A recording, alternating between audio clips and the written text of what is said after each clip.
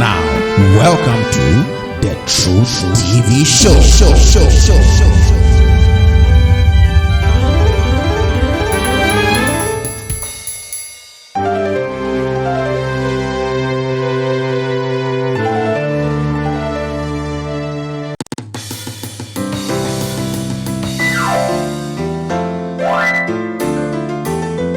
Exactly. Okay. Now, moving on to our next question. I'd like to find out from you, Polymath, how does unemployment impact on the individual and the national economy? Okay, thank you very much. I think that is a very important and loaded question. We'll try to just break it down to make it very simple. So you can see that the question targets two aspects, okay, in terms of impact. The first one is the effects of unemployment on the individual. The second aspect is the effect or the impact of unemployment on families, the society, and the nation. Now, let me deal with the first aspect, effects of unemployment on the individual. I think that much of the effect that unemployment has on the individual is psychological, in the sense that when people become unemployed for a long time, juxtaposed on their belief and their conviction that they have something to offer, but the system has vehemently refused them, it might begin to degenerate into a lot of psychological disorders. People might become personally frustrated. People might experience hopelessness and desperation and boredom. Now, this is very important because the ripple effect of such psychological ill health conditions could be enormous. Number one, when people are frustrated, okay, they could end up engaging in criminal and immoral or deviant behaviors. For example, people might end up becoming thieves. Now, we need to study the psychology of thieves.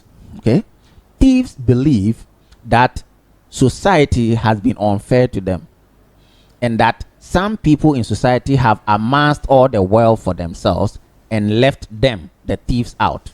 And the only way to also get their fair share of the wealth is to steal. That's the psychology of thieves. Now, it is not necessarily a correct, framework by which they think, but that's how they think. Those who develop that kind of thinking to an advanced degree, okay, believe that, okay, if the elite, the bourgeoisie and the aristocracy of society are using the pen to steal, which is another form of theft, and if we don't have the education and the intellectual capital to also do that, then we will use the gun. This is the psychology behind armed robbery. Now, armed robbery is wrong, but that's how armed robbers think. So we need to get into their minds. So they think that, okay, you are a politician, you use the pen to steal the nation's money, nobody does anything to you. Yeah. All right, then what I'll do is, I don't have that kind of mind, okay, I can't do that. So what I'll do is, if I get a gun or something like that, I'll come and attack you at night. Wrong psychology, wrong philosophy, but that's what they believe in. And you see, that's why in recent times, the attack is now, moving in a certain direction. Now, armed robbers are all of a sudden attacking, corporate people and then politicians. Why? Because they think that these are the people who are responsible for the woes they find themselves in. It's rather sad though, but that's the effect of unemployment on people. All those engaged in armed robbery are, of course, not employed. They have made the armed robbery their job. You understand that? Now, we also have others going into sex work. Okay? Very beautiful ladies who will be doing sex work, They sleep in hotels, and then these so-called big men will be arranged to come and sleep with them and have fun. See what's going on? And they will give them just a peanut. They pay whoever is managing those ladies. Maybe they just, and then the manager will just give each other maybe 20 cedis. Okay? That's what's going on. And those ladies don't have any option. They have to do that because they must survive. This is going on in our country, okay? Sex work. Then we have others who would say, okay, well, I can go into sex or armed robbery or general theft. So I'm frustrated. I'm going to try to reduce my frustration level by going in for drugs, okay? Weed, cocaine, marijuana. That's what some others will do. And then some say, okay, well, let's take it to the next level. let's try and see if we can trade these things. If you can get some people out there, some link out there, and trade these things. Let's see if we can set up a website, okay, so that we can sell some of these things clandestinely and make some dollars. People are doing that in the country, okay. Then we have those who also get frustrated and say, okay, then I think the solution to my psychological trauma is alcohol. Let me start drinking. Let me join a constellation of my friends who are also frustrated like me.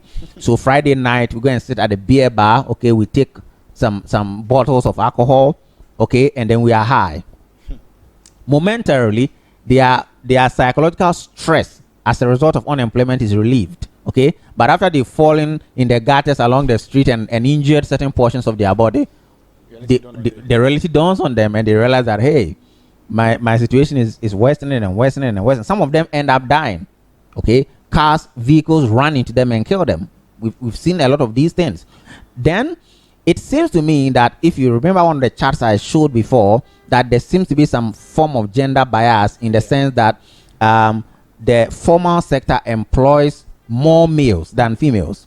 Now, the natural outcome of such a trend is that you would expect increases in things like teenage pregnancy. Okay, so you have a lot of our youth who have to struggle to survive, and then they will get men who are employed in the system to actually sleep with them, impregnate them, and in a number of cases they will not even want to take responsibility for that. They might just find something small for them. In many cases they will just abandon them.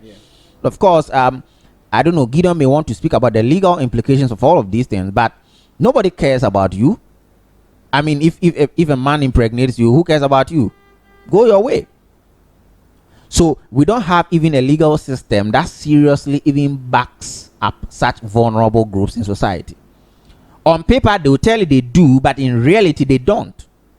You understand that? So that could be another effect of unemployment on the individual. Of course, I wonder how many people are observing what is going on today on social media, how that majority of the youth are becoming extremely violent and disrespectful towards leaders.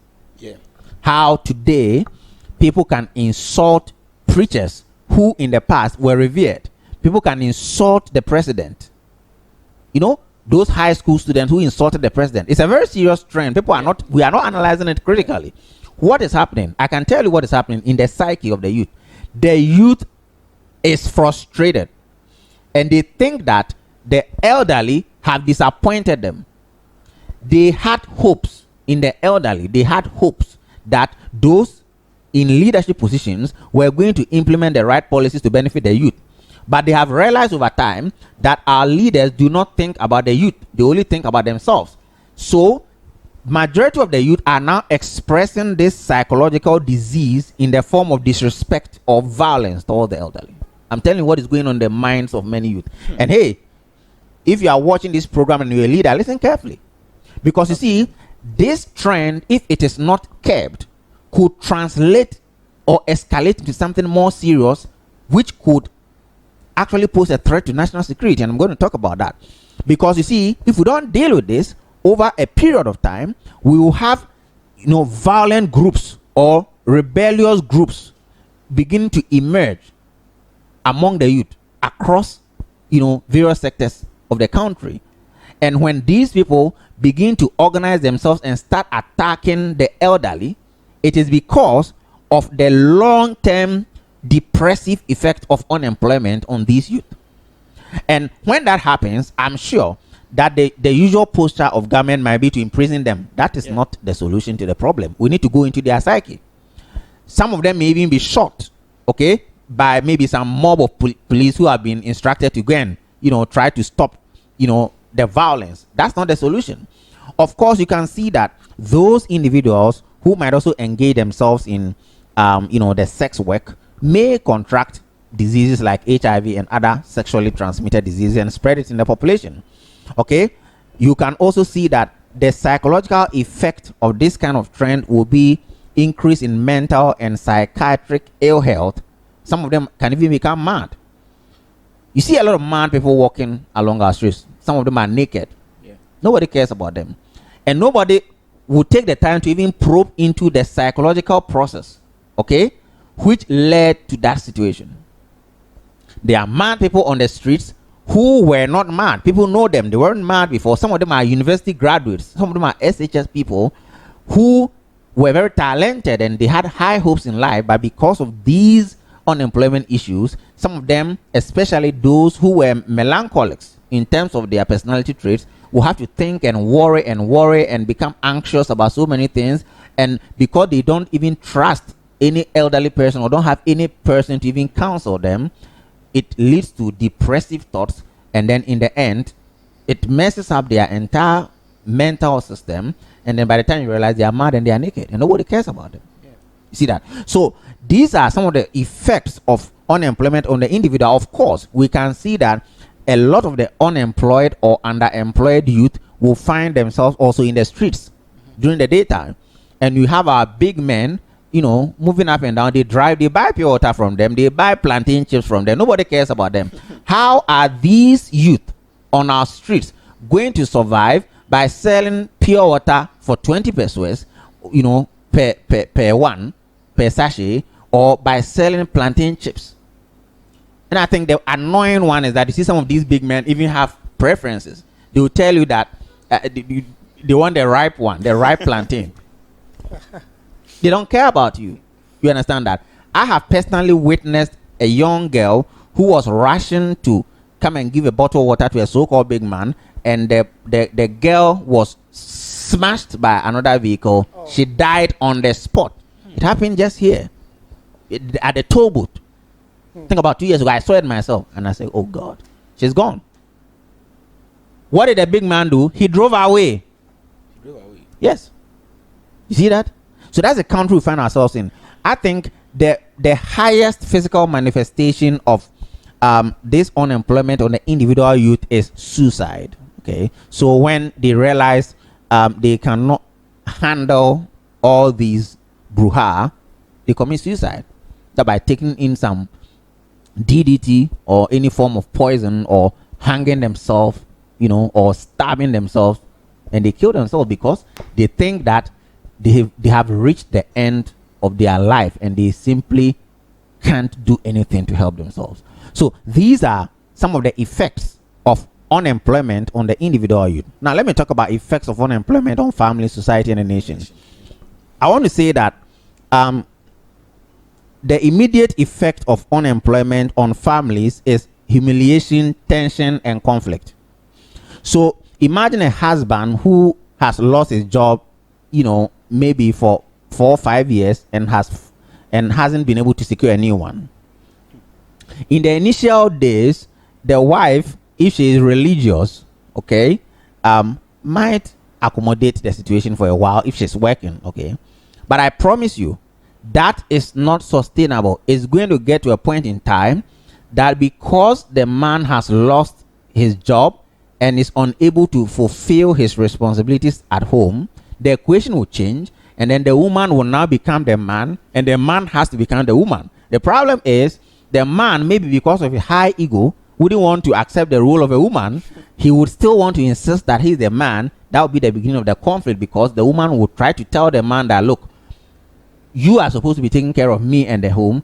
Now you lost your job, you're not getting one. I'm the one doing that, so you're supposed to be doing that. Okay, that means that you got to wake up in the morning. You got to clean the house. You know, I have seen and heard stories of women and men in such situations. Okay, married people, and then now after 3, 4, 5 years, the woman draws a weekly timetable for the man. You're supposed to do this house for her. You have to wake up Monday morning, you got to cook this, you got to do that. No, there's nothing wrong with a man cooking, okay, if he wants to do that voluntarily. But if a man is now being compelled by the wife to do that, okay, I think that's a form of oppression. And these things are happening in our society. But, you know, because maybe men, because of our ego, we don't voice out some of these things. Otherwise, would have also maybe formed, a movement, a menist movement or something, and say that, you know, the women are also oppressing us. Yeah. It is not always the case that women are oppressed by men. There are also men who are being oppressed by women because they are unemployed. You see, and that has a lot of effects. What is the ultimate effect of this situation? Depression. So there are men who can become depressed and kill themselves, or kill the woman, either by stabbing her and killing their child on top. This is what happens in such families. Okay? Some also become pessimistic about the future. Some could be fatalistic. Some will become bitter all their life. Some will also develop a resentful, rebellious spirit. The ultimate effect of the conflict could be divorce. Okay? They might end up divorcing, which will lead to a broken home. The kids will no longer have any parental care over their lives, and then these kids will grow up to become a nuisance to society. These are the kind of kids who will be on drugs, who would be engaged in sex trade, who might end up becoming violent and criminal in society.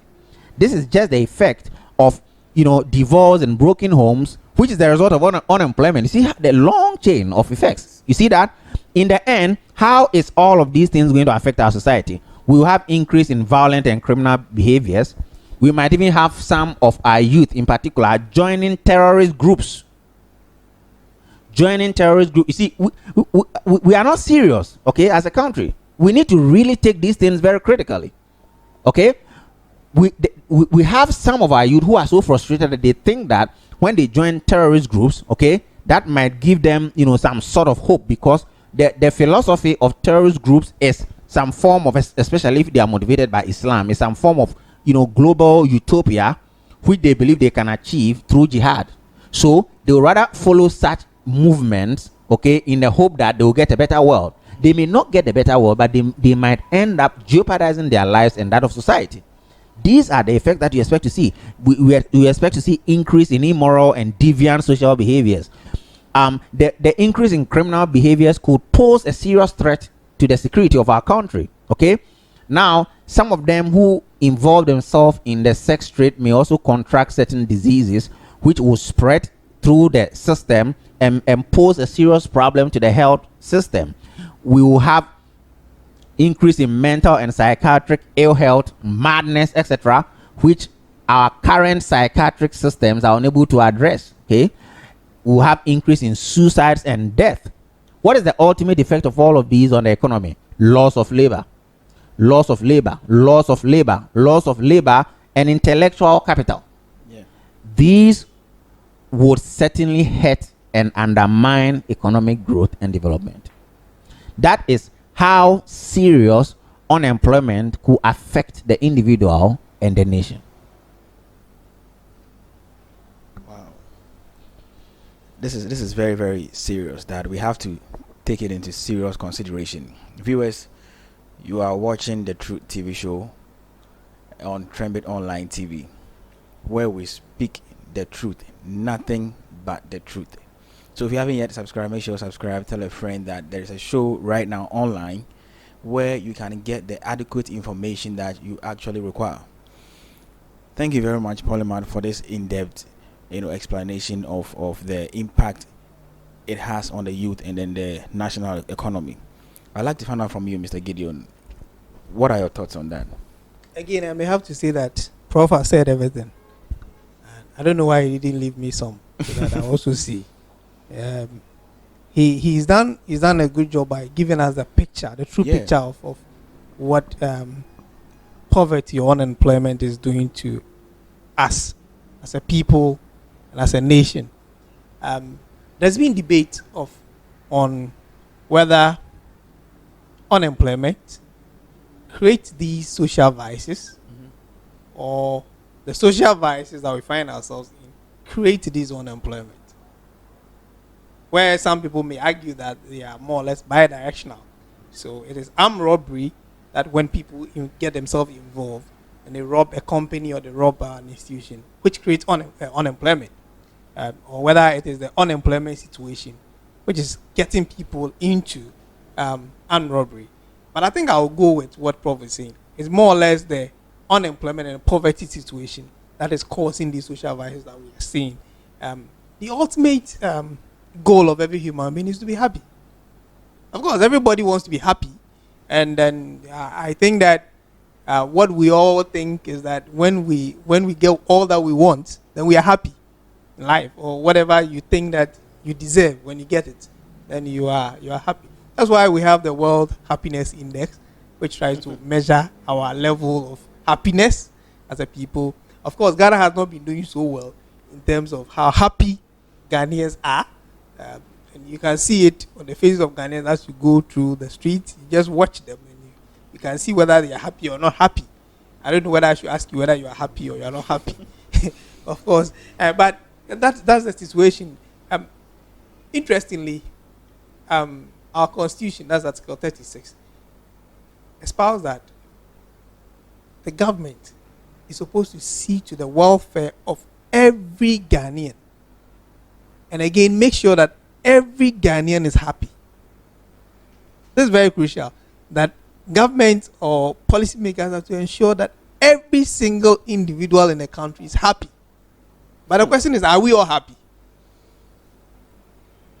When people think that they've worked so much, they deserve so much from the system, but the system is being so hard on them. These are some of the effects that we have. And if you look at these criminal issues and other things, boiling from prostitution through armed robbery, through thief, through murder issues are more or less related with unemployed. People think that, of course, I'm fed up.